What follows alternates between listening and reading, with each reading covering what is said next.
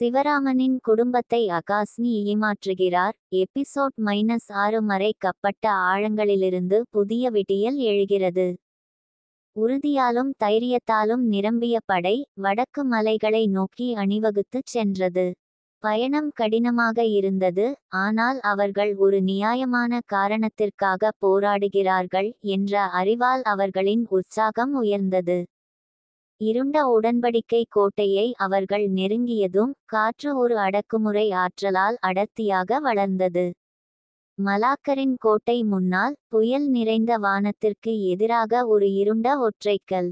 சிவராமன் தாக்குதலை வழிநடத்தினார். அவரது ஒளி தாயத்து பிரகாசமாக ஒளிரும், அதன் சக்தி அவர்களின் கூட்டு வலிமையின் சின்னமாகும். அதைத் தொடர்ந்து நடந்த போர் கடுமையானது மற்றும் இடைவிடாதது. மலாக்கரின் இருண்ட மந்திரம் நேச நாட்டு படைகளின் ஒளி மற்றும் உறுதியுடன் மோதியது. சிவராமன் முன்னணியில் போராடினார். தாயத்தின் சக்தி இருளை வெட்டி மலக்கரின் பாதுகாப்புகளை பலவீனப்படுத்தியது.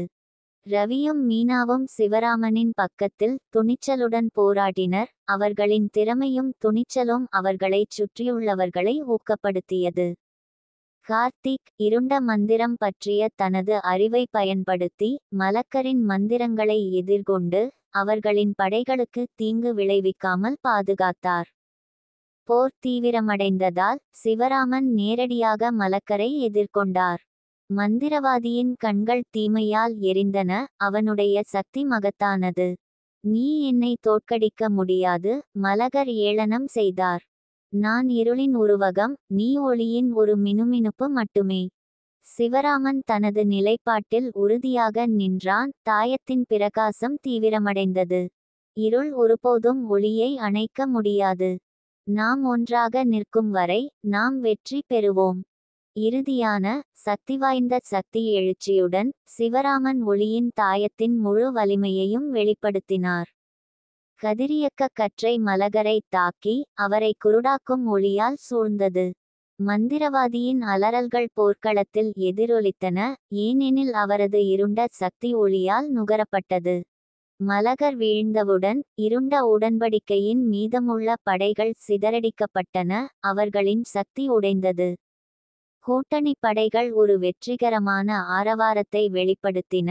அவர்களின் கடின உழைப்பால் பெறப்பட்ட வெற்றி மற்றும் தகுதியானது. சோர்வடைந்த ஆனால் வெற்றி பெற்ற சிவராமன் போர்க்களத்தை பார்த்தார். இருளுக்கு எதிரான போர் தொடரும் என்பதை அவர் அறிந்திருந்தார். ஆனால் அவர்களின் ஒற்றுமையின் வலிமையுடனும் ஒளியின் தாயத்தின் சக்தியுடனும் அவர்கள் எந்த சவாலையும் எதிர்கொள்ள முடியும்.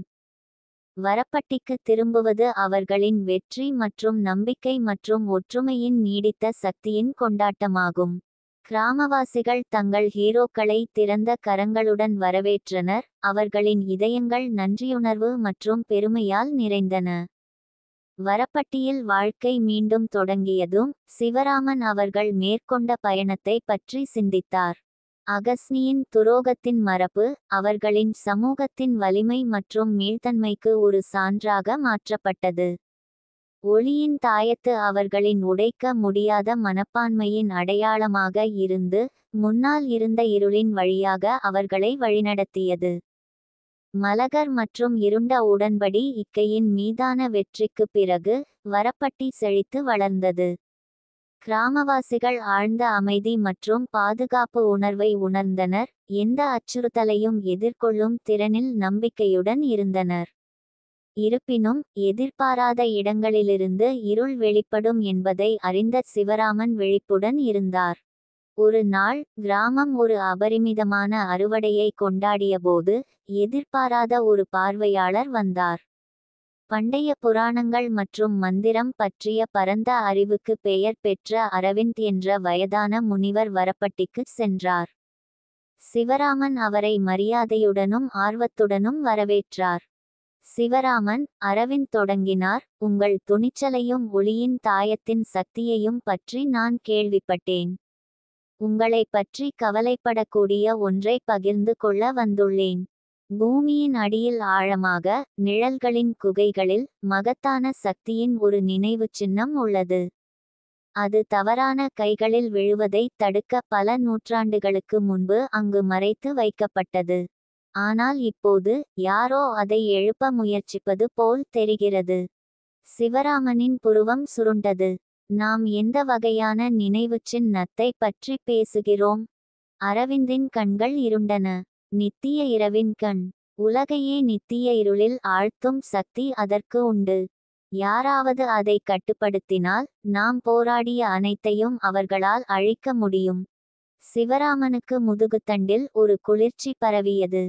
நாம் அவற்றை தடுக்க வேண்டும். இந்த குகைகள் எங்கே இருக்கின்றன என்று உங்களுக்கு தெரியுமா? அரவிந்த் தலையசைத்தார். எனக்கு தெரியும். ஆனால் பயணம் ஆபத்தானது. மேலும் குகைகள் பொறிகளாலும் இருண்ட மந்திரத்தாலும் நிரம்பியுள்ளன. வெற்றி பெற உங்களுக்கு தாயத்தும் உங்கள் கூட்டாளிகளின் பலமும் தேவைப்படும். சிவராமன் நேரத்தை வீணாக்கவில்லை. அவர் ரவி, மீனா, கார்த்திக் மற்றும் தேர்ந்தெடுக்கப்பட்ட திறமையான போர்வீரர்களை கூட்டினார்.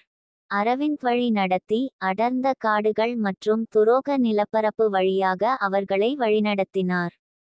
பயணம் அவர்களின் சகிப்புத்தன்மையையும் உறுதியையும் சோதித்தது. ஆனால் அவர்களின் உறுதிப்பாடு அசைக்கப்படவில்லை. நாட்கள் பயணத்திற்கு பிறகு அவர்கள் நிழல் குகைகளின் நுழைவாயிலை அடைந்தனர். காற்று ஒரு முன்னறிவிக்கும் சக்தியுடன் அடர்த்தியாக இருந்தது. இருள் தீய நோக்கத்துடன் துடிப்பது போல் தோன்றியது. சிவராமன் ஒளியின் தாயத்தை உயரமாக பிடித்திருந்தார். அதன் பிரகாசம் அடக்குமுறை இருளில் நம்பிக்கையின் கலங்கரை விளக்கமாக இருந்தது. அவர்கள் குகைகளுக்குள் ஆழமாகச் செல்லும்போது அவர்கள் ஏராளமான பொறிகளையும் தடைகளையும் சந்தித்தனர். மறைக்கப்பட்ட குழிகள், இடிந்து விழும் கூரைகள் மற்றும் மயக்கும் தடைகள் அவர்களின் சுறுசுறுப்பு மற்றும் புத்திசாலித்தனத்தை சோதித்தன. அரவிந்தரின் பண்டைய மந்திர அறிவு விலைம திப்பற்றதாக நிரூபிக்கப்பட்டது. ஆபத்தான பிரமை வழியாக அவர்களை பாதுகாப்பாக வழிநடத்தியது. குகைகளின் மையத்தில் நித்திய இரவின் கண் அமைந்துள்ள அறையை கண்டார்கள். ஒரு இருண்ட படிகமான நினைவு சின்னம் ஒரு பயங்கரமான ஒளியுடன் துடித்தது. ஒரு பழங்கால பீடத்தில் தங்கியிருந்தது. அதன் முன் நிழல்களால் மூடப்பட்ட ஒரு உருவம் நின்றது. அவர்களின் கண்கள் இருண்ட லட்சியத்தால் பிரகாசித்தன. வரவேற்கிறேன் சிவராமன், அந்த உருவம் உள்வாங்கியது. நான் வருண், அகஸ்னியின் கடைசி சீடன். நான் கண்ணை கோரவும் அவளுடைய மரபை முடிக்கவும் வந்திருக்கிறேன். சிவராமன் முன்னேறினார். தாயத்தின் ஒளி பிரகாசமாக வளர்ந்தது. நீ வெற்றி பெறமாட்டாய் வருண். உலகை உன் இருளிலிருந்து நாங்கள் பாதுகாப்போம். வருண் சிரித்தார். அறை முழுவதும் எதிரொலித்த ஒரு சத்தம். நீ ரொம்ப தாமதமாகிவிட்டாய். கண் விழிக்க ஆரம்பித்துவிட்டது. நித்திய இரவின் விடியலை காண்க. வருண் தன் கை அலையால் ஒரு இருண்ட சக்தியை கட்டவிழ்த்து விட்டான். நிழல்கள் நெளிந்து சுழன்று கண்ணை நோக்கி குவிந்ததால் அறை அதிர்ந்தது. சிவராமனும் அவனது கூட்டாளிகளும் தங்களை தாங்களே தயார்படுத்திக் கொண்டனர். அவர்களின் உறுதி எல்லை வரை சோதிக்கப்பட்டது. ரவியும் மீனாவும் வீரத்துடன் போராடி வருணின் இருண்ட மந்திரத்தை தங்கள் திறமைகளாலும் உறுதியாலும் எதிர்கொண்டனர். கார்த்திக் நிழல் மந்திரம் பற்றிய தனது அறிவை பயன்படுத்தி வருணின் மந்திரங்களை சீர்குலைத்து அவர்களுக்கு விலைமதிப்பற்ற நேரத்தை வாங்கினார். அரவிந்த் பழங்கால மந்திரங்களை உச்சரித்தார். இருண்ட சக்தியின் மோசமானவற்றிலிருந்து அவர்களை பாதுகாக்க பாதுகாப்பு தடைகளை உருவாக்கினார். சிவராமன் தீவிரத்துடன் எரியும் ஒளியின் தாயத்து வருணை நோக்கி முன்னேறினார். இது இப்போது முடிகிறது வருண். உன் இருள் வெல்லாது. வருணின் கண்கள் சுருங்கின. என்னை தடுக்க முடியும் என்று நீ நினைக்கிறாயா? கண்ணின் சக்தி உன் புரிதலுக்கு அப்பாற்பட்டது. தாயத்தின் சக்தியை பயன்படுத்தி சிவராமன் தூய ஒளிக்கற்றையை கட்டவிழ்த்துவிட்டார். அது வருணின் இருண்ட சக்தியுடன் மோதி குகையையே உலுக்கிய ஒரு வன்முறை வெடிப்பை உருவாக்கியது. மோதலின் சக்தி அறை முழுவதும் அதிர்ச்சி அலைகளை அனுப்பியது. மேலும் நித்திய இரவின் கண் அதிகரித்து வரும் மூர்க்கத்துடன் துடித்தது. இறுதி அவநம்பிக்கையான முயற்சியுடன் சிவராமன் தனது அனைத்து பலத்தையும் தாயத்தின் சக்தியையும் ஒற்றை செறிவூட்டப்பட்ட கற்றைக்குள் குவித்தார். ஒளி வருணின் பாதுகாப்புகள் வழியாக துளைத்து கண்ணை நேரடியாக தாக்கியது. இருண்ட படிகம் ஒரு காதை கவரும் கர்ஜனையுடன் உடைந்து வருணையும் சுற்றியுள்ள இருளையும் விழுங்கிய ஒரு கண்மூடித்தனமான ஒளியை வெளியிட்டது. வெளிச்சம் மங்கியதும் அறை அமைதியாகிவிட்டது. அடக்குமுறை ஆற்றல் சிதறியது, அமைதியான அமைதியால் மாற்றப்பட்டது. சிவராமனும் அவரது கூட்டாளிகளும் வெற்றி பெற்றனர். அவர்களின் உடல்கள் சோர்வடைந்தன, ஆனால் அவர்களின் ஆன்மா உடைக்கப்படவில்லை. அரவிந்த் சிவராமனை அணுகினார், முகத்தில் நிம்மதி. நீ அதைச் செய்துவிட்டாய், சிவராமன். நித்திய இரவின் கண் அழிக்கப்பட்டது, வருணனின் அச்சுறுத்தல் முடிவுக்கு வந்தது. சிவராமன் தலையசைத்தார், அவரது இதயம் தனது நண்பர்கள் மற்றும் கூட்டாளிகளுக்கு நன்றியால் நிறைந்தது. நாங்கள் அதை ஒன்றாகச் செய்தோம். எங்கள் ஒற்றுமையும் உறுதியும் எங்களை வென்றது. அச்சுறுத்தல் தோற்கடிக்கப்பட்டவுடன் அவர்கள் வரப்பட்டிக்கு திரும்பினர். கிராமவாசிகள் அவர்களை மகிழ்ச்சியான கொண்டாட்டத்துடன் வரவேற்றனர். சிவராமன் மீதான அவர்களின் நம்பிக்கையும் ஒளியின் தாயத்தின் சக்தியும் மீண்டும் உறுதிப்படுத்தப்பட்டன. அடுத்தடுத்த நாட்களில் சிவராமன் பயணம் மற்றும் அவர்கள் சமாளித்த சவால்களை பற்றி சிந்தித்தார். இருளுக்கு எதிரான போர் ஒருபோதும் முடிவடையாதது, ஆனால் அவர்களின் ஒற்றுமையின் வலிமையுடனும் நம்பிக்கையின் ஒளியுடனும் அவர்கள் முன்னால் உள்ள எதையும் எதிர்கொள்ள முடியும். எனவே அகஸ்னியின் துரோகத்தின் கதையும் ஒளியின் தாயத்தின் நீடித்த மரபும் வரப்பட்டி கிராமவாசிகளை தொடர்ந்து ஊக்கப்படுத்தியது. அவர்கள் ஒன்றாக நிற்கும் வரை எந்த இருளையும் கடந்து ஒளி மற்றும் நம்பிக்கையால் நிரப்பப்பட்ட எதிர்காலத்தை உருவாக்க முடியும் என்பதை அவர்கள் அறிந்திருந்தனர். வருணனை வென்றதன் மூலமும் நித்திய இரவின் கண் அழிக்கப்பட்டதன் மூலமும் வரப்பட்டி கிராமம் செழித்தது. அவர்களின் வெற்றிகளால் ஈர்க்கப்பட்ட கிராமவாசிகள் தங்கள் சமூகத்தை மீண்டும் கட்டியெழுப்பவும் வலுப்படுத்தவும் ஒன்றிணைந்தனர். எப்போதும் விழிப்புடன் இருக்கும் தலைவரான சிவராமன் ஞானத்துடனும் இரக்கத்துடனும் அவர்களை வழிநடத்திச் சென்றார். ஒரு நாள் காலை சிவராமன் கிராமத்தின் வழியாக நடந்து செல்லும்போது காட்டின் விளிம்பில் ஒரு அறிமுகமில்லாத உருவத்தை கண்டார். வெள்ளை நிற உடையணிந்த அந்த உருவம் ஒரு அமைதியான ஆற்றலை வெளிப்படுத்துவது போல் தோன்றியது. ரவி மற்றும் மீனாவுடன் சேர்ந்து சிவராமன் எச்சரிக்கையுடன் அணுகினார். அந்நியன் திரும்பி அவர்களை அன்பான புன்னகையுடன் வரவேற்றான். வாழ்த்துக்கள், சிவராமன். நான் லீலா, பண்டைய வழிகளின் பாதுகாவலர். முக்கியமான செய்திகளை உங்களுடன் பகிர்ந்து கொள்ள வந்துள்ளேன். சிவராமன் ஆர்வத்துடன் தலையசைத்தார். லீலா, நீ என்ன செய்தியை கொண்டு வருகிறாய்?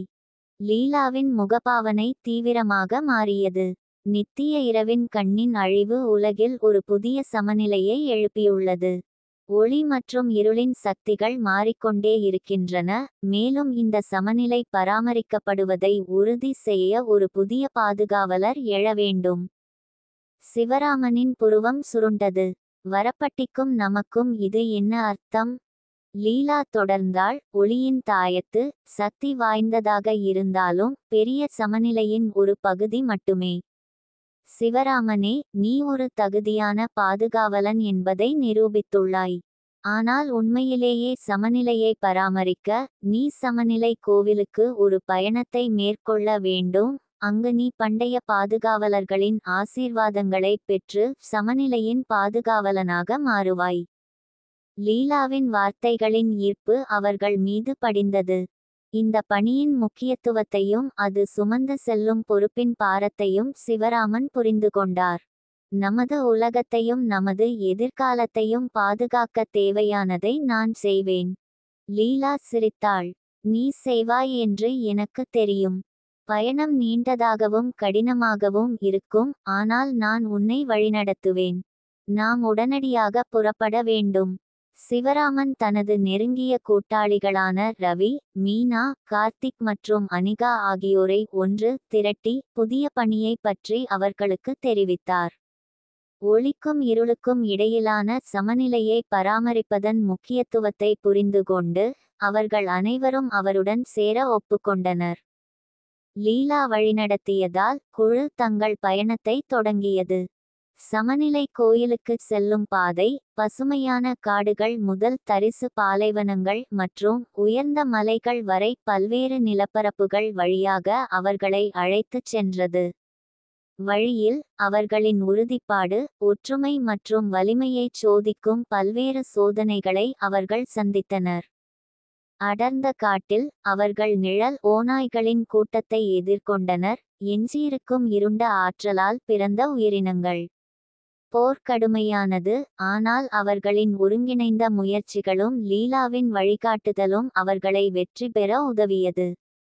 ஒரு பரந்த பாலைவனத்தில் அவர்கள் கடுமையான வெப்பத்தையும் மணல் புயலையும் தாங்கி தங்கள் மீள்தன்மையையும் ஒருவருக்கொருவர் முன்னேறுவதையும் நம்பியிருந்தனர். அவர்கள் உயர்ந்த மலைகளில் ஏறும்போது அவர்கள் இதுவரை இல்லாத அளவுக்கு சவாலான சோதனையை எதிர்கொண்டனர். ஒரு சக்திவாய்ந்த புயல் அவர்களை குறுகிய பாதைகளில் இருந்து துடைத்துச் செல்ல அச்சுறுத்தியது. ஒளியின் தாயத்தை ஏந்திய சிவராமன் புயலைக் கடந்து அவர்களை பாதுகாப்பாக உச்சிக்கு அழைத்துச் சென்றார். அதன் ஒளி அவர்களை உச்சிக்கு அழைத்துச் சென்றது. சிகரத்தில் மலைப்பகுதியில் செதுக்கப்பட்ட ஒரு பழங்கால அமைப்பான சமநிலை கோயிலின் நுழைவாயிலை அவர்கள் கண்டனர். கோயிலின் உட்புறம் ஒளிக்கும் இருளுக்கும் இடையிலான நித்திய போராட்டத்தை சித்தரிக்கும் சிக்கலான சிற்பங்களால் அலங்கரிக்கப்பட்டிருந்தது. கோயிலின் மையத்தில் பண்டைய பாதுகாவலர்களின் சிலைகளால் சூழப்பட்ட ஒரு பலிபீடம் இருந்தது. லீலா சிவராமனை பலிபீடத்திற்கு அழைத்துச் சென்றார். ஒளியின் தாயத்தை இங்கே வையுங்கள், பாதுகாவலர்கள் உங்களுக்கு தங்கள் ஆசீர்வாதங்களை வழங்குவார்கள். சிவராமன் அறிவுறுத்தப்பட்டபடி செய்தார். பலிபீடத்தின் மீது தாயத்தை வைத்தார். ஒரு பிரகாசமான ஒளி அறையைச் சூழ்ந்தது. பாதுகாவலர்களின் சிலைகள் உயிர்ப்பிக்கத் தோன்றின, அவர்களின் கண்கள் பண்டைய ஞானத்தால் பிரகாசித்தன. கோயில் முழுவதும் ஒரு ஆழமான, எதிரொலிக்கும் குரல் எதிரொலித்தது. சிவராமன், நீங்கள் உங்களை ஒரு உண்மையான பாதுகாவலராக நிரூபித்துள்ளீர்கள். நீங்கள் இருளை தைரியத்துடன் எதிர்கொண்டீர்கள், நேர்மையுடன் ஒளியை நிலைநிறுத்தினீர்கள். சமநிலையின் காவலர் என்ற பட்டத்தை நாங்கள் உங்களுக்கு வழங்குகிறோம். தாயத்திலிருந்து வரும் ஒளி தீவிரமடைந்து சிவராமனின் சொந்த ஆற்றலுடன் இணைந்தது. பண்டைய பாதுகாவலர்களுடனும் ஒளி மற்றும் இருளின் சக்திகளுடனும் அவர் ஆழமான தொடர்பை உணர்ந்தார். சமநிலையை பராமரிக்கும் சக்தியும் பொறுப்பும் இப்போது அவரிடமே இருந்தன. ஒளி தணிந்ததும் சிவராமன் உருமாறி நின்றான். அவனது இருப்பு ஒரு இணக்கமான ஆற்றலை வெளிப்படுத்தியது. லீலாவும் அவனது கூட்டாளிகளும் போற்றுதலுடனும் மரியாதையுடனும் பார்த்தார்கள். இப்போது நீ சமநிலையின் பாதுகாவலர், லீலா சொன்னாள். உங்கள் கடமை வெளிச்சமோ இருளோ முழுமையாக மேலோங்காமல் இரண்டும் இணக்கமாக இணைந்திருப்பதை உறுதி செய்வதாகும். இதுவே அமைதி மற்றும் ஸ்திரத்தன்மைக்கான உண்மையான பாதை. சிவராமன் தனது புதிய பாத்திரத்தின் அளவை புரிந்துகொண்டு தலையசைத்தார். இந்த கடமையை என்னால் முடிந்த அளவுக்கு நிறைவேற்றுவேன். வரப்பட்டி மற்றும் உலகத்திற்காக நான் சமநிலையை பேணுவேன். தங்கள் பணி நிறைவடைந்தவுடன் அவர்கள் வரப்பட்டிக்கு திரும்பினர். வீடு திரும்பும் பயணம் ஒரு நோக்க உணர்வு மற்றும் புதுப்பிக்கப்பட்ட உறுதியால் நிறைந்திருந்தது. அவர்கள் திரும்பியதும் கிராமவாசிகள் அவர்களை இருகரம் நீட்டி வரவேற்றனர். சிவராமன் மீதான அவர்களின் நம்பிக்கை முன்னெப்போதையும் விட வலுவாக இருந்தது. சிவராமன் கிராமத்துடனான தனது அனுபவத்தை பகிர்ந்து கொண்டார். ஒளிக்கும் இருளுக்கும் இடையிலான சமநிலையை பராமரிப்பதன் முக்கியத்துவத்தை விளக்கினார். கிராமவாசிகள் இந்த புதிய புரிதலையும் அவர்களின் ஒற்றுமையையும் உறுதியையும் அசைக்க முடியாத வகையில் ஏற்றுக்கொண்டனர். வரப்பட்டியில் வாழ்க்கை தொடர்ந்து செழித்து வளர்ந்தது, நல்லிணக்கம் மற்றும் சமநிலையின் கொள்கைகளால் வழிநடத்தப்பட்டது. சமநிலையின் காவலராக சிவராமன் தங்கள் சமூகம் எப்போதும் மாறிவரும் உலகில் நம்பிக்கை மற்றும் மீள்தன்மையின் கலங்கரை விளக்கமாக இருப்பதை உறுதி செய்தார். எனவே அகஸ்னியின் துரோகத்தின் கதையும் ஒரு தலைவரிலிருந்து சமநிலையின் காவலராக சிவராமனின் பயணமும் ஒரு காலத்தால் அழியாத புராணக் கதையாக மாறியது. இது வரும் தலைமுறைகளுக்கு உத்வேகம் அளித்தது. ஒளியின் தாயத்து அவர்களின் நீடித்த ஆவியின் அடையாளமாக, ஒற்றுமை, தைரியம் மற்றும் அனைத்து உயிர்களையும் நிலைநிறுத்தும் நுட்பமான சமநிலையின் சான்றாக இருந்தது. சிவராமனின் குடும்பத்தை அகாஸ்னி ஏமாற்றுகிறார். எபிசோட் -7 தொடரும்.